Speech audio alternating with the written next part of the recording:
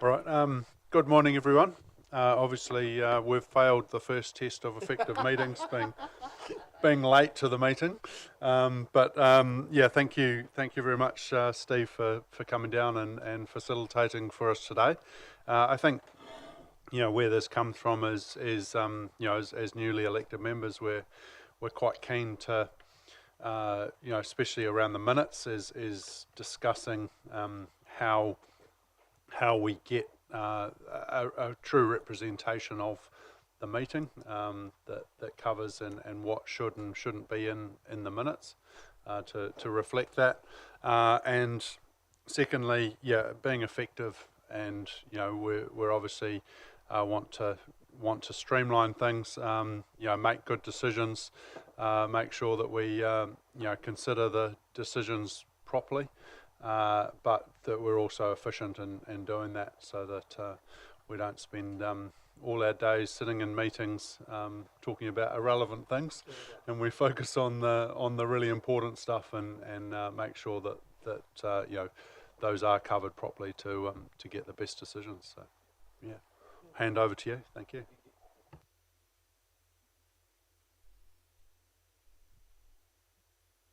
Mino tātou. Te atua tēnei te tuku whakamoemiti kia koe mai manaakitanga ki rungi a mātou I tēnei rā. Rahina pai ai tātou I roto I tēnei o ngā hui. A manaakiti o mātou whānau hoki, rātou e no pani ana, e māwiwi ana, uhia mai o tō mai rangi ata whai ki rungi a mātou katoa. Kororia ki tō ingoa tapu. Amine. Well, good morning. Thank you, Your Worship, councillors, for the opportunity to come back, and thank you, Coral, for helping pull together today. Just a reminder, I'm Steve McDowell from Media and Governance Solutions, and not the ex-All Black, so I just want to make sure everyone's clear on that. Rugby was never a game I was any good at. Just from a housekeeping point of view, we're going to have a break roughly about 12 o'clock. I think lunch will be brought in, and we'll be finishing no later than 1. I think you've got other appointments this afternoon, so hopefully that tallies with everyone's understanding of today. What I'd like to do, just before I get underway, so there are two bits to it. The bit that's being live streamed, Coral, is all about the minutes, which we've roughly identified about half an hour, but we'll be flexible. The second bit is around, as the Mayor said, some stuff around effective meetings. I'm happy just to give because we all know you, don't necessarily need to do introductions, but are there any particular issues, topics, or areas that any of you want us to cover today around minutes and meetings? So should we start, Jen, just work around the room, if anyone, just so I've got an idea of what you're interested in, can weld it into the discussion. 100%, and so for me, it's really important that the minutes reflect that they're our meetings. I currently look at the minutes, and there's a lot of minuting about what staff. So basically, the papers for the meeting are presented by staff. The staff often present the same report, but say something different or not exactly the same, and that's minuted. Then we ask questions that aren't recorded, but the responses from staff are recorded, and the resolution is recorded. But to me, these are the meetings that we as councillors, elected members, have got the opportunity to give a view and to let our people know that we are asking questions, that we are forming opinions, but none of that is currently minuted. Okay. I also don't, for me, in terms of the report comes out, I think we need better executive summaries, and the executive summary could well be in the minutes, because if the report is 8 pages long and then there's a 5-minute update from the person, you've got two different, and that what is minuted is different to what is spoken, and what's different in the report. You've got 3 versions of a report, which I don't think is efficient. And we need to be able to go back to minutes for me and say what questions were asked, how were they answered, and I'd like some actions. And that, to me, is really important, that those are specified at the end. Cool. Thanks, Jen. Just simply, I suppose, just around effective chairing and just moving the meeting forward efficiently and keeping on track. So, tools around effective chairing. Yep. Cool. Yeah, ditto on Jen's suggestion. I think given that all meetings are video recorded, that perhaps the minutes can just refer to the time that item came up at the meeting. So if anyone wanted detail around what he said, she said, whatever, they can go grab the video. I think they're readily available, and go to that time that's in the minute, and listen to the whole debate. Because quite often, even in the minuting, you lose subtleties. Yeah. Yeah, just further to what Jen and Rick said, I'm pretty keen if we could tag the video with timestamping related to the agenda item. So if people can actually go online, see the video, and point straight to the agenda item, and the video can watch just that one item instead of trying to pick their way through it, it would make life a lot easier. And further to Rick's point about getting the nuance of the meeting, or the flavour, or the feeling in the room of what was actually being discussed and how it was being discussed, would be a lot easier and save a bit of time. Because I've done it a couple of times, and it takes a bit of effort to find where you are in the meeting. Even when you're in it, you still don't know what the time stamp is. Yeah. Yeah, I think finding a solution, that we all agree on around the table, that when we see the minutes, we say, yep, that's what we've agreed on, and it represents that. That's really the ideal for today. And then, I guess on the efficiency side of things is, I guess getting the right information that we need to make the decisions, but prioritising on that, and sort of a bit to Kevin, how we sort of steer, to make sure that we get the important bits, but not prioritise our time, I guess, in making those decisions. Kia ora. Similar to Mahi, for me in many ways, it's around that effectiveness and efficiency. This is by and large my first major governance role, and I just want to make sure that I'm doing it right, I suppose, and kind of understanding my place in contributing to effectiveness and efficiency or not, and the role with the types of, I guess, questions or things we need to be doing or asking from a governance point of view, and where we cross the line into operations, and kind of just shoring up those two worlds in reality, so we're contributing to efficiency and effectiveness and not just yarns. I think most things that I'd be looking for have been mentioned by my colleagues, so probably the only one that I'd like to bring up is around efficiency, probably, is when we're 7 hours into a meeting, I don't know how we can be that effective. So making these meetings timely, so that we're getting out of there still reasonably fresh and onto it, is, to me, as important as we go forward. So we've had a couple that we've been pretty short at the end of the day. I might just mention I was at a meeting at Auckland City Council one morning at about 1:45. There were 6 items still on the agenda, and one of the councillors said, "Your Worship, I'm so knackered, can you just put them all in one hit and I'm going to vote yes. I don't care anymore." Just people were just hurt, So it's an interesting.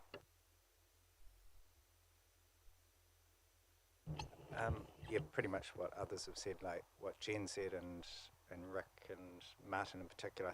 I think the idea of time stamping and referring to that would clarify some of the points, and just make it easier in general on a YouTube video if you just have the little markers there. I guess I've noticed that the minutes seem to have really improved since we've come on board. I think there's a little ways to go, along the lines of what Jen said, but I think there's been a big shift up from staff, which has been really appreciated. By contrast, I had huge concerns around what happened with the LTP, where I know staff were under probably a lot of pressure, and the minutes from that were just literally distorted what a lot of people in the public said. So I was sort of really concerned about it coming into the role, but I think it's like we're on a good trajectory and just need a little tweaking now. Okay, so all those topics that you've all referred to are part of what we're going to be talking about, and we've got some tools and techniques that we can look at as well, particularly as part of the second session.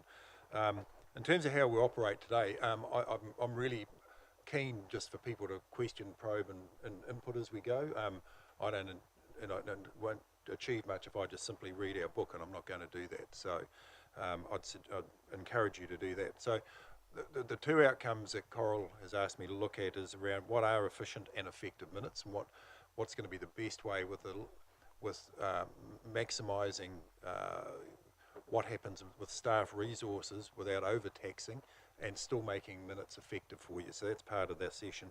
And then the second bit is around what is good practice and protocols for a really effective meetings, picking up the points you've raised about time and the like. I just recall a quote I read, and I can't remember who said it, but a quote that said, "Meetings are where minutes are taken and hours are wasted." And I think the idea is to ensure that there's minimal wastage, that there's good practice, good understanding, good systems in place to make your meetings as effective as possible. So we'll touch back on that. So we have got the book. I'm just going to work through some material that we have prepared on page 4. I just want to preface this by saying, in our work in local government that we do, and my background is as a minute taker. I spent 20 odd years at Auckland City Council in that role. I work in the not-for-profit sectors through Sport New Zealand. We get to read a lot of minutes of meetings, mainly because I haven't got anything else in my life that's of interest, so I do read lots and lots of minutes. They're produced in so many different formats, and essentially there's three categories. One is Parliament Hansard, which is he said, she said. The second version is the minute taker's view on what happened in the meeting with a summary of what was said. And then the third version, which we see more often than not, is the decisions that were made at a meeting and any of the particular procedural stuff. Who moved it, who seconded it, and what was the vote. And so they're the three types of minutes that we tend to see, and we'll talk through each of them as we go. The other thing that I'm very conscious of for anyone in a governance role, I've never heard anyone necessarily say, "Oh yeah, I've got plenty of time, can you give me some more reading?" Most people are time poor, and being able to make reading as efficient as possible is one of the challenges that, as I say, any governance organisation I'm involved in is trying to get their head around. And you talked about reports, I think, Jen, or one of you mentioned reports. I don't think it's possible for most councillors to read every agenda that they get. I think that there's so much paper that you literally don't have time to read all that information. So it's about how do you speed read and dissect a report to pick up what are the really important bits, and if you've got time to delve into it or you've got a particular interest, you'll delve into that issue perhaps in more depth. We're regularly seeing agendas going out each week, whether they're committee or council, with a couple of hundred pages of papers, and talking to a lot of councillors over the years, their way of reading the agenda is to start with the index. What is the index telling us is on the agenda? Is anything there that particularly provokes my interest by title of the item? And then being clear on what is the purpose of the report. The executive summary is a really critical bit, and then the recommendations. The legal compliance is important depending on how much time and how much of an interest you've got in that particular item. The other bit of the engine room of the reports is the officer's investigation and report in relation to what are the options that relate to this issue and what are the advantages and disadvantages of that issue in terms of the analysis. And that they, to me, typically are the really important bits of the report. We'll come back and dig back into that a little bit later as we go. I suppose one of the questions I've got here is what actually is the purpose of minutes? And I think in this room there's probably slightly different views on what is the purpose of minutes. Is the purpose of minutes to record who said what and what was decided and why? Or is it really more about what was decided and why? And we'll explore that as we go through this a little bit. Some of the key things around local government minutes, though, there is a statutory obligation to produce minutes of council, committees and subcommittees. So it's a legal thing. The standing orders actually define what must be in your minutes. And at the moment, your standing orders don't require a summary of who said what or the questions that were asked. It's more around what items were discussed and what decisions were made, who moved, who seconded. So there's some sort of procedural legality, if you want to call it, that sits around that. The other purpose of minutes is local government's regularly challenged on its decisions, and minutes become the evidence of what was decided. One of the things that concerns me about minutes that I look at in local government is often the decision is clear what was decided but not why. And there's an implication that the officer report will give you the context. But we're seeing more of a drive now for officer reports in the recommendation to include at a higher level why the recommendation has come forward in the form that it has. And when I read minutes, I can see that there's been a decision to turn a two-way road into a one-way road, and that's fine. I understand what that decision is, but do I understand what the reasoning for doing that was? And that's where sometimes I have to go back into the report and assume what the decision is. So that to me is one of the real challenges. And this doesn't just apply in local government. In national sports organisations I work with, I find that same thing. You'll find a decision 2 years ago, you want to know why that was made, and it's impossible to tell from the minutes. So I think there's a challenge in that space to understand why decisions are being made. Some of the other things around minutes, tracking attendance. So who's at the meeting and who's not. There are some rules. If you miss 4 ordinary meetings of the council in a row without an apology being accepted, you automatically lose your seat. And that has happened over the years in local government. So there are some technical things that have to be in the minutes in relation to those sort of things.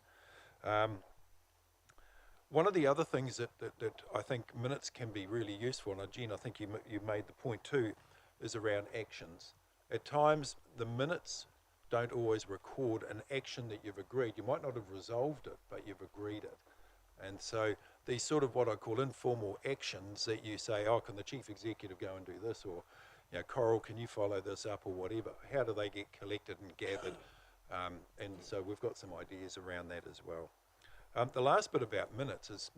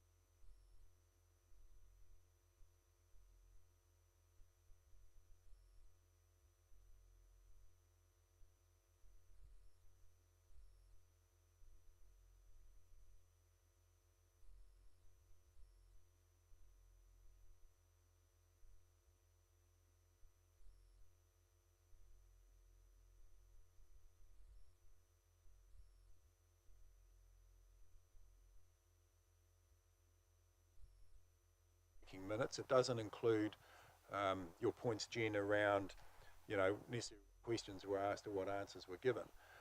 But it is a bit supported, and I think, Rick, you made the point that if you do have, and we've made the comment here, if minutes are supported by a live stream, and I think, Martin, you said date stamped, time stamped, I think there's a really strong argument to say, well, actually, the minutes are the written version of our decisions. The live stream is the content you can go and look at and hear for yourself the questions asked, the answers given, and then the debate that you have as members.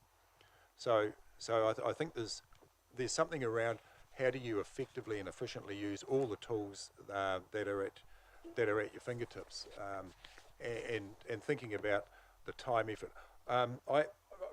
I can check with Coral. I didn't ask this question for you before, but as a minute taker, for every hour of a meeting, I reckon there was about an hour to produce the minutes. So if it's an 8-hour meeting, you're looking at another day's work to produce the minutes, particularly if it's a record of, a summary of what was said. So there is quite a significant resourcing side to it. Rod? In the standing orders, does it refer to the live stream? And so what's the legal standing of the live stream compared to written minutes? Is it? So a live stream is part of the official information held by a council. So everyone happy I use LGOIMA, Official Information Meetings Act? So it is a record, and there's an act called the Public Records Act that also covers that as an official record. So live streaming does have status as an official record of council. Yep. Rod was referring to actually referring to that video in the minutes, and specifically around the time it commenced. That's fine. Yeah, time stamping. Yeah, some councils already do that. On the minutes. Yep. The written minutes. Yep. Right. Can't quite quote you who, but I do know I've seen it. One of my travels around the country. Yeah. So in terms of the types of minutes, I suppose for you as elected members, it's what's going to be the most effective and efficient way for you to be able to read your minutes, and if you want to delve deeper into live streaming, time stamping makes good sense. And so you can almost sort of see that the minutes of a meeting are in fact a combination of a number of things. So the minute pack that goes into the official record includes the agenda cover, the index, the officer reports, and anything tabled at the meeting, along with the actual minutes themselves. So that becomes the pack that gets stored for forever and a day, a permanent record. And these days, just about every council is supporting it with live stream meetings, which are also saved and stored together. So that's a little bit around those. I'm going to take you through some examples of minutes very soon, but just on page 5, we've got just thinking about action items as well, which is something we were asked to talk about. If there's a resolution that has an action, that will get dealt with in the course of events, because it'll be, it's a formal resolution. But as I said before, at times you might say, well, and we've got some example. I can't remember what council this was, West Coast Regional Council. There's a issue here around the transfer of responsibilities, powers and duties for navigation safety from West Coast Regional Council. So that happened at a particular meeting, and then there's an update. And that's just an action list that's kept on the agenda. There's no formal resolution with it, it's just there for members to note. Right. And that could be on a minute template, actions, or Yep. Specifically headed. It could be. Is that currently sorry? Yeah. And so at times you might have a discussion at a meeting, and Rick might say, well, through your worship, can we get an action done on that?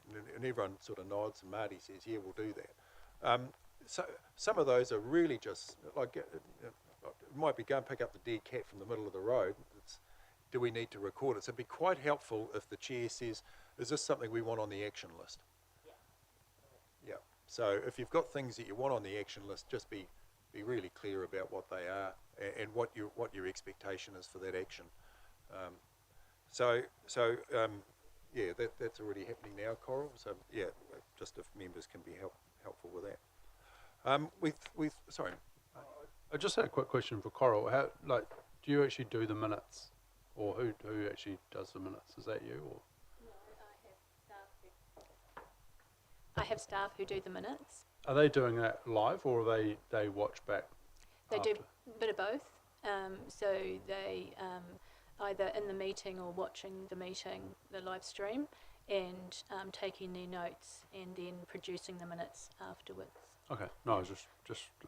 Yeah, sometimes I check some of the minutes, but there's a peer review checking process, and I check some minutes that I'm particularly think I need to check. Yeah. The higher the risk and controversy, the more. I think that's what Coral's talking about. Yeah, if they've got a bit of an edge to them or whatever. That's where, you know, from a practical minute taker's point of view, having on-screen display of or motions and amendments is really helpful, so that members can actually agree when it's on the screen what we're talking about. And that's one of the key chairing skills in my view, is for the chair to be very clear what we're voting on. I've been in meetings where there's been a procedural motion moved that the motion now be put, and a member's also moved an amendment, and the chair goes, okay, well, we'll put that to the vote, and everyone's going, what are we voting on? And no one's brave enough to say, can we check that? So the chair being very clear, councillors, we are voting on the amendment, or councillors, we are voting on the motion, that the motion now be put, and even referring to the screen. That's a really important part of clarity around members understanding where you're at. It's quite interesting watching meetings on live stream, and I do watch quite a few, sadly. The quality of the recordings is, you know, it's not movie quality, and at times, if two of you are talking, you completely lose what's being said, and then you'll just hear the chair go, okay, well, that's been put to the vote and passed, and you're thinking, what the hell just happened?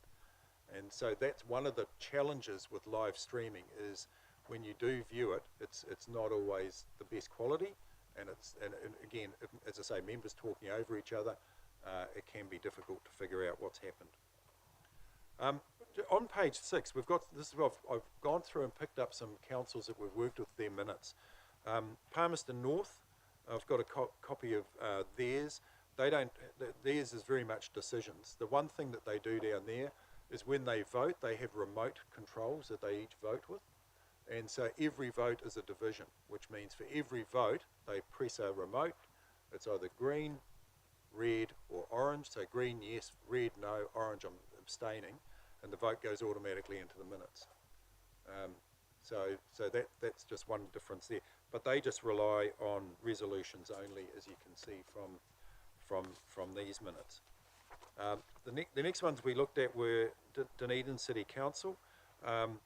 They do give a bit of a summary of what the report covered. In my view, it's already in the agenda anyway, so I don't know that it necessarily, for the work taken, provides much value to members to get a repeat of what is already in your agenda paper. So the fact that the General Manager Arts and Culture, the Group Manager Parks and Health, Recreation, and the Parks and Recreation Manager spoke to the report and responded to questions, if I can be so bold to say, that doesn't really interest me. The fact they did it, what I'm really interested in is, well, what did they actually decide? And in this case, there's their resolution. So that to me is almost superfluous. It doesn't really help me understand what happened, Jen. So just a question, we have sometimes received a recommendation that was then turned into a different motion. Are we going to come to that? Because that's something I think is important, and there might be, because yes, we've received the report, it's quite often had a recommendation, and that becomes a resolution. Easy peasy. Yeah. It's when you've got a report and you've got the understanding of it, and there's a recommendation which doesn't become the resolution because some discussion happens, and that discussion is quite important because it is the reason EMs are saying we don't want that resolution, we want a different one. How would you suggest we're picking that one up? Yep. Okay. And that's the one page that is the same as what we covered a few months ago with you, but it's worth revisiting based on you've had a few meetings now that you can refer to. So the next council we had to look at was So we've covered Dunedin. Greater Wellington Regional Council. So again, we've got this. Tim Shackleton spoke to the report. You know, I can, if that wasn't there, it wouldn't worry me, because it doesn't really, it doesn't make any difference to what I know about it. The one thing I find frustrating with some council minutes, and this is where I think elected members down there get frustrated, is there's all these noting recommendations. And what it's almost, the Office of Report is almost saying to the councillors, you need to note all this stuff, and then 3 months' time something goes wrong, we can point to you and say, you noted that. Yeah. So to me, you either receive the report. If you receive a report, you've noted everything in it already, in my view. So to me, there's 7 bits of clutter here, when in fact, in my opinion, which I'm very happy to be pushed on, there's so much different noting going on that the matters were already in the report. So Steve, just playing devil's advocate a minute ago, a little while ago you said that you recognise it's unlikely that all reports get read. Yep. And now you just said that we assume if you've received the report, you've read it. There seems to be a gap between those two statements. I think for me, the reports come in 3 bits. Part A of the report is essentially the summary. It's the title, the purpose of the report, a really good written executive summary, and the recommendation, which picks up at a higher level what's in the report. Then you've got Part B, which is all your legal compliance stuff, the analysis, the deep dive, the options, legal considerations, implications for Māori, all that stuff sitting there. And then the third bit is any attachments that have been put into the report to support the report in particular information.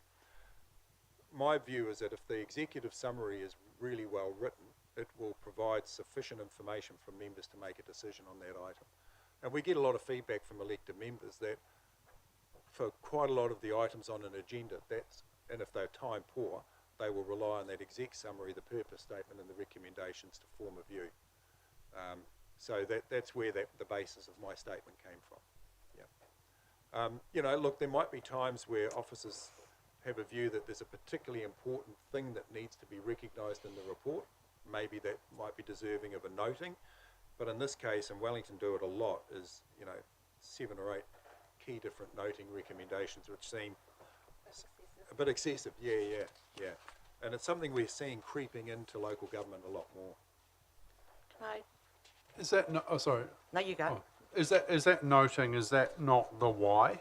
You know, like, does that not talk to the why they made the decision, or? Well, I don't think they're actually making a decision. There's actually in this decision here. Yeah, 12 is a decision, but Yeah. So, yeah. Again, to me, the noting is almost repeating what's in the report, which seems to me okay to pick it up by saying that that the report from the Transport Planning Manager be received. And some councils they have received and accepted. Yes, so that's my question, because receiving a report is not approving it, and noting it is not approving it. So I struggle with what are we doing when we note or receive a report. If we have to approve a report, then we're approving the bits in it. And this is coming back a little bit to Jeremy's point that if I'm approving something, I'll read the damn report, because I don't want to find in page 122 that there's something that a year's time I was meant to have seen. But I also think that if there's something hidden in page 122 that's not in the executive summary, then we've got a bit of a trouble with how we're communicating. So I think it's really important to differentiate what noting, receiving is, and whether that's approving. But I think, to Jeremy's point, that executive summary, to me, we need to be able to rely on that as elected members, as covering all the things that are important in the 122 pages, because we need to be able to rely on the executive and staff to provide, to do that. Because we're finding in the executive report, it sometimes says, and there's an attachment with all of the stuff. Well, that's not executive news. So it's saying what was in line 122. There's some detail, but the executive report says we are approving a continuation of half-price travel for students. Yeah.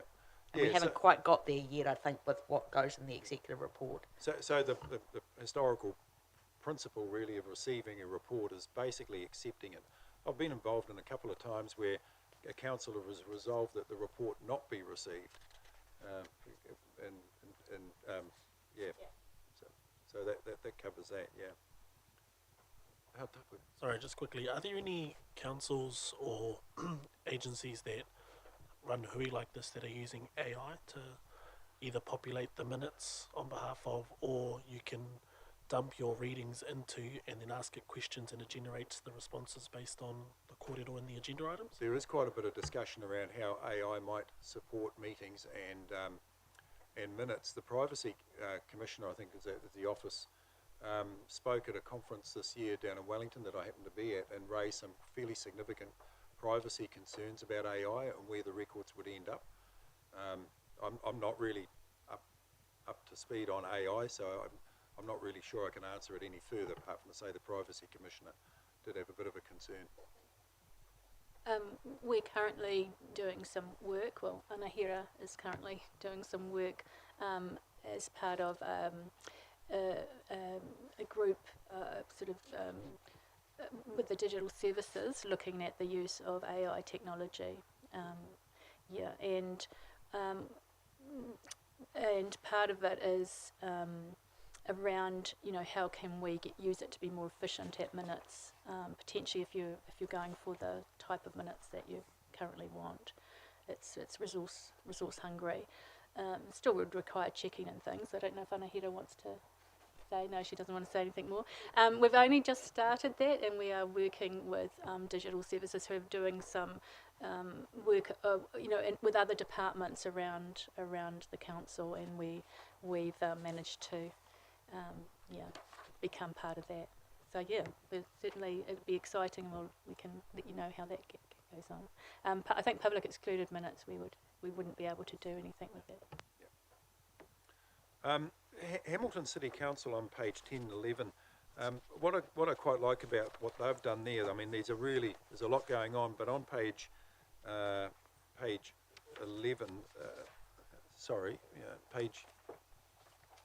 11, they've got a section around what they're approving, they've got a section on what they're noting, they talk about what's been delegated and request to the Chief Executive. So they've been quite clear in that respect, which I thought was quite helpful.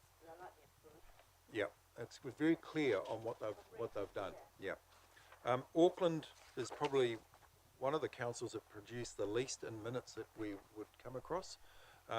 Interesting around behaviour though, just about every set of minutes I look at in Auckland, people are coming and going from the meeting. Can I just make a comment as an aside, as a ratepayer in the Coromandel, and I've said it to my local councillors, it doesn't matter whether I voted for you or not, you're there representing me and the wider community. And I have an expectation that elected members in meetings are there to do a job, and be bouncing in and out all the time, in my view, is not necessarily good practice. I know that at times there'll be an urgent call to take or whatever, but Auckland is, you almost need councillors with barcodes on their forehead to scan them in and out. It's that frequent, yeah. Auckland. One thing I do quite like is any papers pre-circulated are noted in the minutes, and a record is kept with them. So that they're very clear around that process. West Coast Regional Council, which are on 13 and 14, they're pretty much starting to get towards who said what. So that they in talking to their people there, that there's a hell of a lot goes on in their minutes, and the other ones that are a little bit similar is Napier, which I've got on page 15.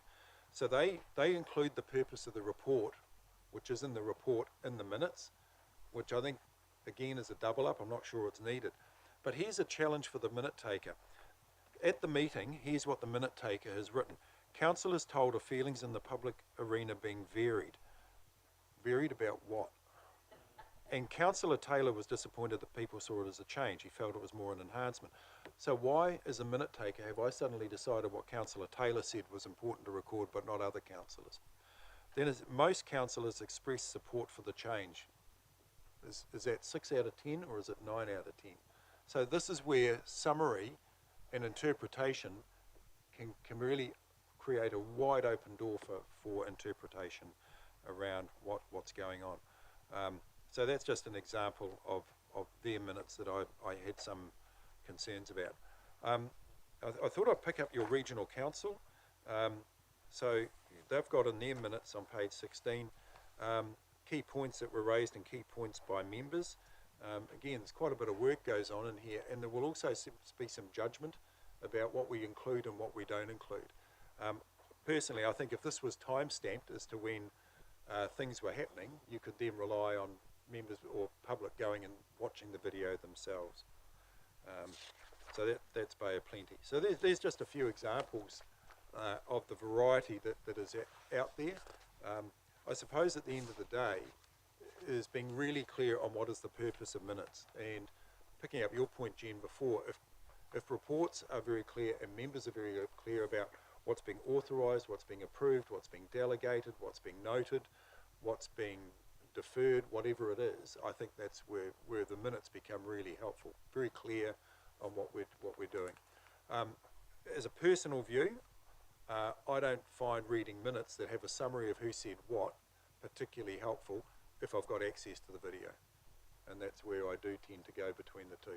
So to me, the minutes, to be a really effective use of staff time, in my view, should be exactly what your standing orders required, date, all that logistics stuff, the title of the item, any procedural motions or stuff that go around it, and then what was decided and why, and whether it's been carried or not. That to me is what the minutes should pick up, providing they're well supported by the video.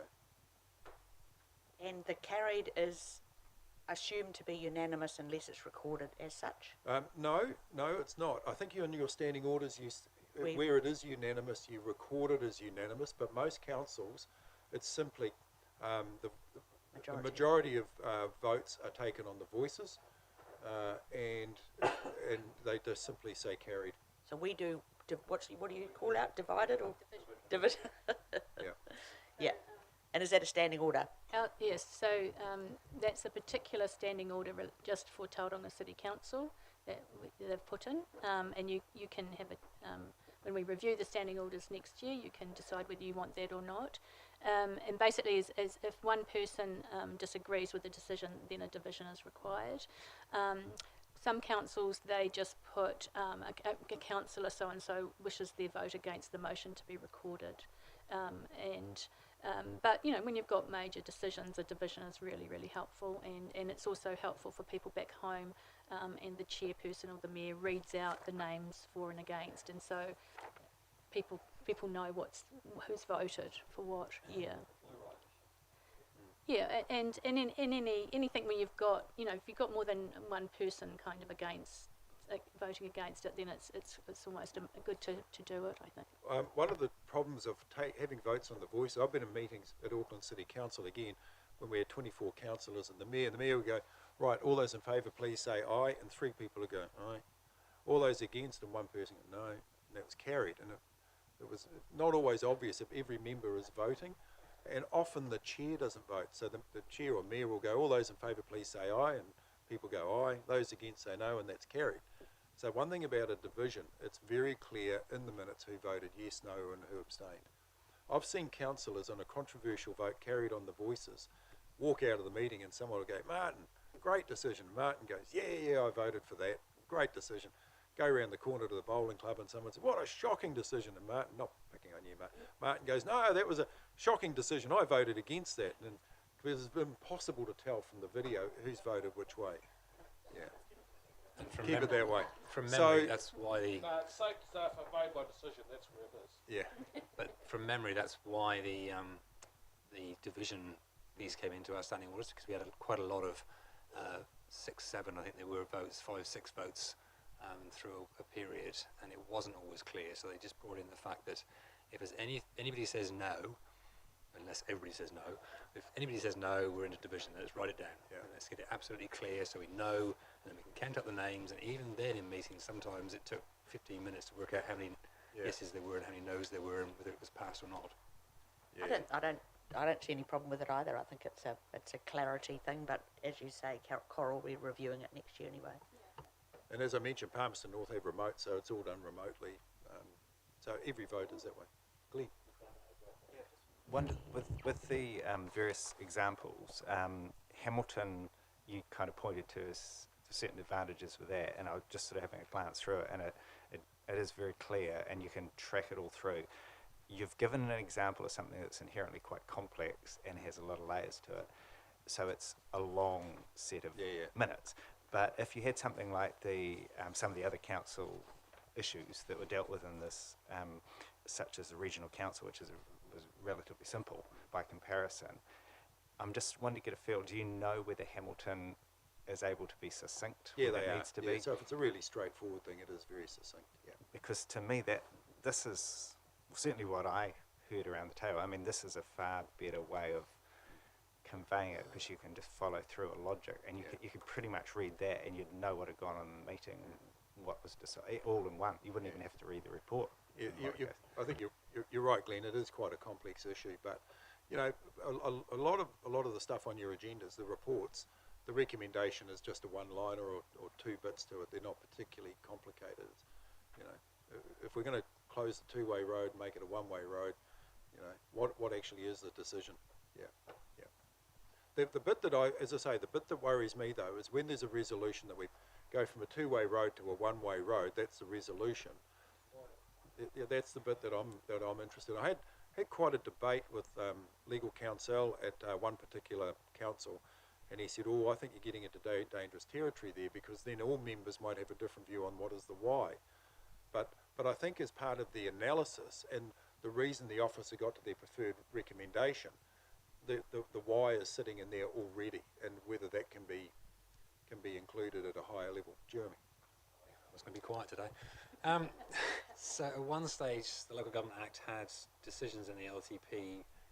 Councils needed to give the reasons for the decision, and we had exactly that problem, that the resolution by majority vote 6-5 was to donate $50,000 to the X committee, and all 6 who voted in favour had 6 different reasons. So how the hell you then minute that and work out what the reasons are? Reason 1 was Billy's a nice guy. Reason 2 is they do good work. Reason 3 is they didn't get anything last year, so let's give them something this year. Every member has a different reason, so it gets really tricky trying to accurately minute. And we ended up, Rick remembers, crunching back to sort of half a dozen stock answers, one of which was because it's a council priority, which covers just about everything. So yeah, reasons is a really tricky place to get to when you've got human beings involved. Yeah, that Napier example I used where they renamed. In that Napier report, resolution, there is no reason as to why they renamed the airport. And if you ask the councillors 6 years later, why did you do that? There'll be 6 different reasons as well. Yeah, or 6 minutes later. And so I think there needs to be some thought, particularly from the reporting officer, about when it's the preferred option, why is this the preferred option? And if the council's got a different view, then that maybe needs to be worked through as well. What I'm used to is that if there's a decision made by the council committee that's different to the officer's recommendations, then the reason for the decision needs to be put in the minutes. So you would have your decision and then reasons for decision, because there's no trail to show.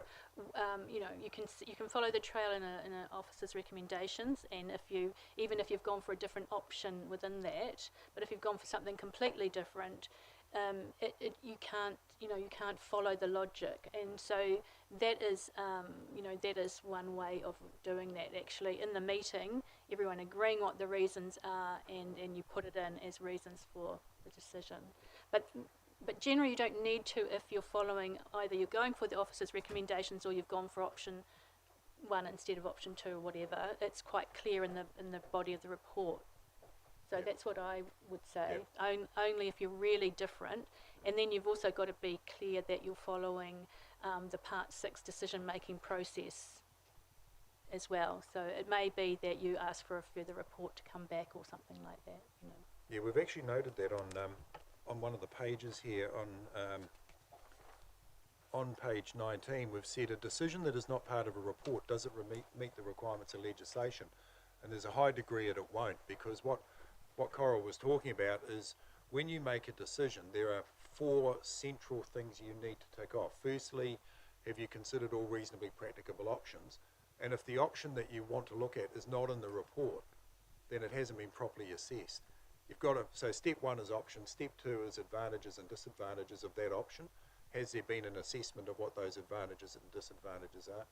If it's a significant piece of land or water, you have to take into account the relationship of Māori to that land or water. And again, that might not have been done, well, it won't have been done if there's an option that's come out of left field. And the 4th key step around that part 6 that Coral's talking about is what are the views or preferences of people who are interested or concerned about that issue. And you know, if that work hasn't been done, you're pretty much high and dry. You probably aren't able to make a decision that will meet that legal test. Which is why I think it's helpful, particularly if you've got issues coming up through workshops, is to be really clear, if you can, up front, what are the options that you'd like to see considered. If the officers are taking you through what options they are considering. Because, you know, you might have 20 options for one particular issue, and it's quite impractical to give you all 20 options. It might be we want to nail it down to 3, but as part of that discussion is, hey, you know, as a group we want to have a look at this 4th or 5th option as well. So I think that's part of, you know, even if it's when you're reading your agenda and saying, hey, I think there's an option missing here, can we get some work done from now before the meeting happens so that we can have a look at it. So I think that would be helpful.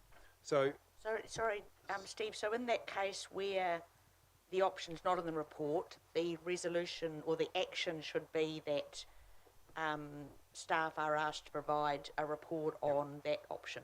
Yep. And then it comes back to the next meeting. That's generally what happens. And again, from experience, and Steve's got more than I've got, it'll depend on the degree by which that option is outside. Yeah. If option 1 was build a mansion with a green door, and option 2 was build a lean-to, and option 3 was do nothing, and you wanted to build a mansion with an orange door, Yeah. then that's okay. Yeah. But if you wanted to build a space station, we need a new report. So a good question to ask, is it a variation on an existing option, or is it something out of left field that's not addressed at all? And if it's a variation on one of the options, you probably will be able to deal with it. Yeah.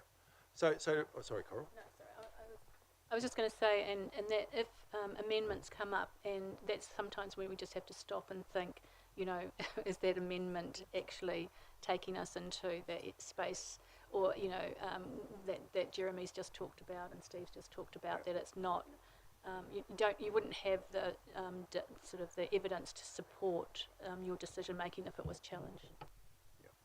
I think in being effective and efficient, so I think overall what I'm sort of hearing, I think, and let me know if I'm wrong, is that we have a fairly summarised view of minutes, so we don't need to have the he said, she said.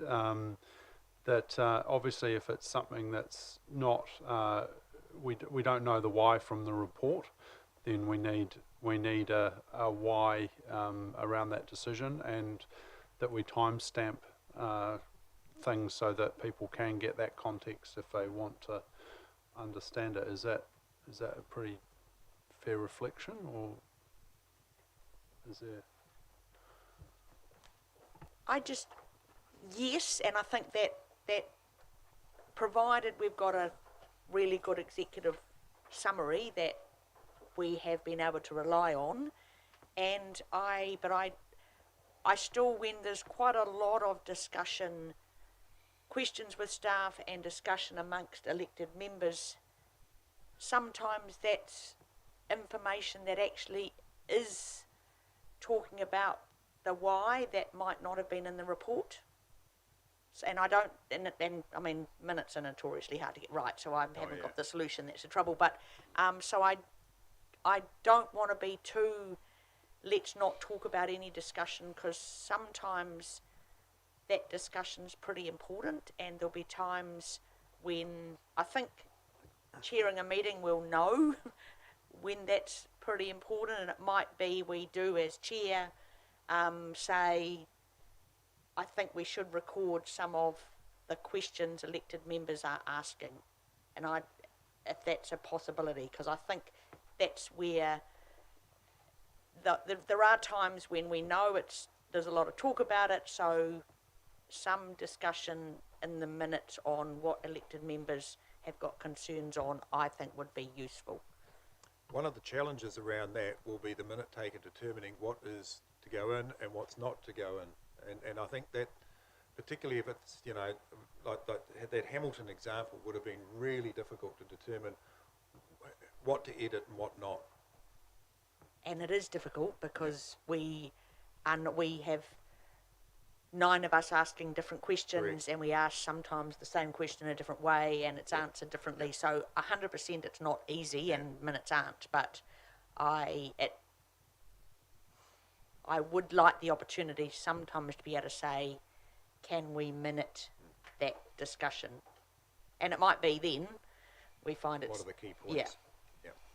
I think sometimes it is a bit of horses for courses with minutes, because when we've got externals like some of our advisory groups, like say Waiari Kaitiaki Advisory Group, we have a number of different reps, and as well as reps from different councils, and sometimes you find that they are a bit fuller just simply because there's a whole range of different people, even though we do live stream most of our meetings. So I hear what you're saying in that circumstance. Yeah, again, we could try it, is what I would say, that we start off with the sort of what the Mayor has suggested as a summary, and then we can see if there's, you know, a point in time where a chair says, I do want that flushed out a bit. And I think that, you know, you can't cover every circumstances by something, so but maybe that's what we start with, yeah.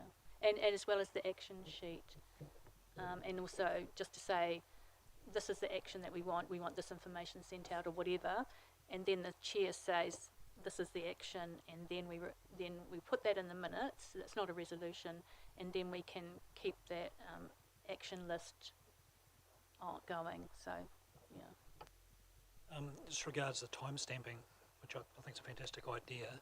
Do we have a start and an end?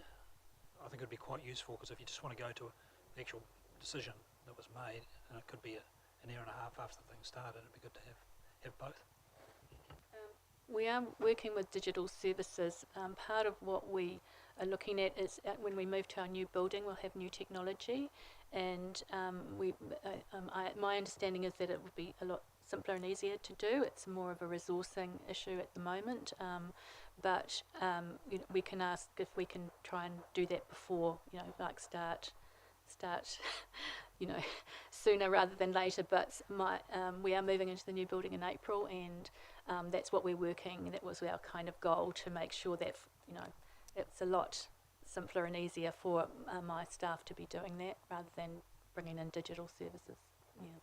Coral, wouldn't it be simply a thing for whoever's doing the recording to, as a new item comes in, just to look at the time and just note it? Or on a video, it's actually, it's from when the video started. So you'd have to have a stopwatch, perhaps, or something in front of you, so when the item starts, you can see the time on that. Or on your phone, you just activate the stopwatch, or whatever. That'd be pretty simple. Yeah. Think of it, you know, to the least technicality. Sort out the technicality. Yeah. I think there is technology that'll enable it, but just getting it to function is a key. Yeah. Okay. Anything else around minutes? We're happy to move on from them. Okay. So on page 18, we've got some work around effective meetings, and we've got a couple of questions there. And stop the recording. Just stop the live streaming now. Right.